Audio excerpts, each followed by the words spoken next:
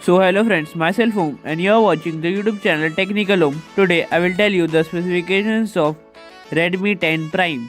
If you are new on this channel, please subscribe our channel to get the notification of the future videos.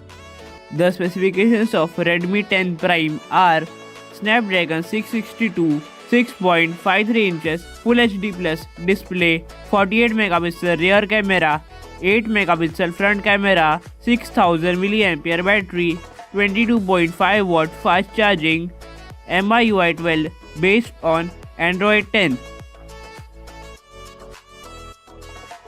This is some more information about the front and rear camera of Redmi 10 Prime.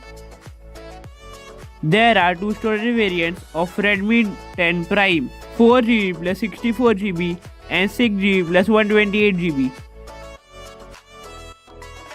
There are three color variants of Redmi 10 Prime: blue color, black color and white color. This is the front side of Redmi 10 Prime.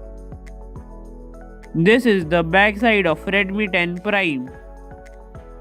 The expected launch date of Redmi 10 Prime will be in the mid of the March. In my opinion, the expected price of Redmi 10 Prime should be below 10,000.